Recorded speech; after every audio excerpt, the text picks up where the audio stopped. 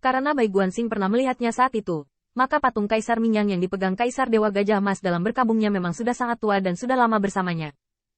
Tapi bagaimana teman lamanya bisa berada di Tanah Suci Bulan Iblis? Tanda seru. Melihat sekeliling, Yao Yuekong juga tampak kosong, dan dia bahkan tidak tahu mengapa teman saudara Bai bersembunyi di tanah sucinya. Ketika Yao Yuekong dan Bai Guanxing saling memandang, wajah mereka penuh dengan kecurigaan. Berita ini bisa digambarkan campur aduk, dan mereka membuat mereka lengah. Untungnya, Danau Bulan telah sepenuhnya diserap oleh Qin Yichen, dan Bulan Iblis Abadi telah bergabung dengannya, hanya untuk disempurnakan secara perlahan. Raja Dewa Bulan Yin ingin merebutnya lagi, kecuali dia membunuh mereka semua. Namun sayang, kekuatan magis Kaisar Dewa Gajah Emas hanya ingin masuk ke tubuh Bai Guanxing, jadi dia hanya bisa mendengarnya. Tetapi di bawah ancaman Raja Dewa Bulan Yin, Kaisar Dewa Gajah Emas hanya bisa menceritakan masalah ini di depan semua orang. Setelah mendengar kata-kata itu, Raja Dewa Yue Yin tersenyum main-main. Tanpa diduga, ada teman putra Bai Ze Anda di tempat ini. Bai Guanxing juga mencibir 2 kali. Tidak mungkin, saya hanya punya banyak teman. Apakah Anda cemburu?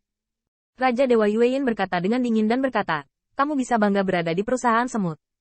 Bai Guanxing tidak peduli tentang saling balas kata. Masalahnya adalah Raja Dewa Bulan Yin juga mendengar ini. Dengan cara ini, dia harus menghadapi pilihan. Jika Anda terus memblokir Raja Dewa Yue Yin dan memperjuangkan peluang, maka temannya pasti akan dibunuh oleh Gagak Emas. Dan jika dia tidak mengikuti Raja Dewa Bulan Yin, di Tanah Suci Bulan Iblis, dia pasti merajalela tanpa hambatan. Tetapi kata, teman, membuat Bai Guanxing tidak mungkin menutup mata. Kenapa aku tidak pergi dan melihat-lihat sendiri? Bisakah kau membantuku mengawasi Raja Dewa Yue Yin?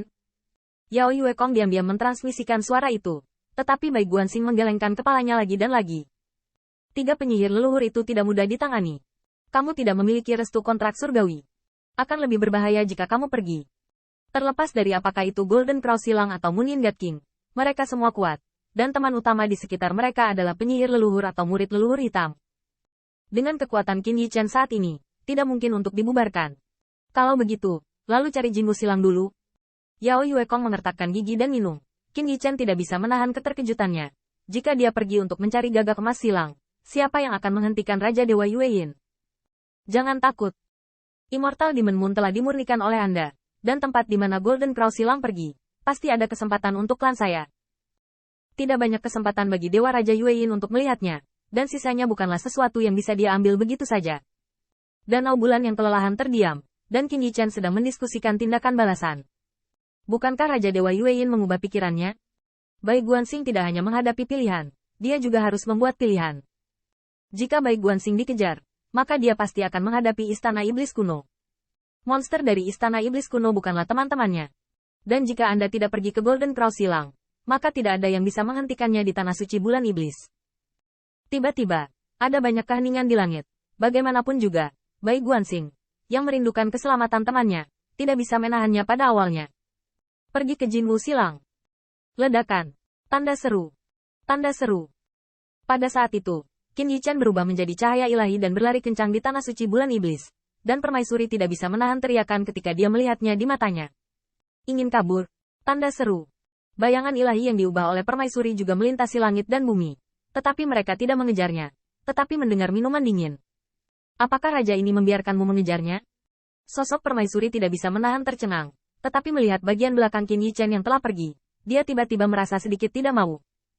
Tapi, pisau pencuri itu menelan Danau Bulan. Baik. Namun, Kaisar belum banyak bicara. Raja Dewa Bulan Yin sedikit mengerutkan kening dengan mendengus dingin, yang membuatnya tidak bisa berkata-kata. Permaisuri menundukkan kepalanya dan tidak berani melihat langsung ke tatapan Dewa Raja Yue Yin. Tetapi dia tidak bisa menahan fitnah di dalam hatinya. Ini bukan kesempatannya. Kenapa dia khawatir? Terlebih lagi, Dewa Raja Yue Yin malu mengatakan bahwa dia baik. Bagaimana dengan polo air yang barusan diberikan padanya untuk mengusir pengemis itu? Tanda seru. Kaisar juga terbakar, berpikir bahwa dia berada di dunia kaisar. Itu adalah seorang kaisar dari sebuah dinasti, dengan posisi tinggi dan sangat mulia. Ketika dia bertemu dengan Raja Dewa Yue Yin, dia dipanggil sesuka hatinya seolah-olah dia telah menjadi seorang pelayan, dan dia dipermalukan dari waktu ke waktu. Tapi tatapan Yue Yin Dewa Raja Yuhan melihat ke arah Qin Yichen pergi. Amarahnya berangsur-angsur berkurang dan berubah menjadi arogansi dingin.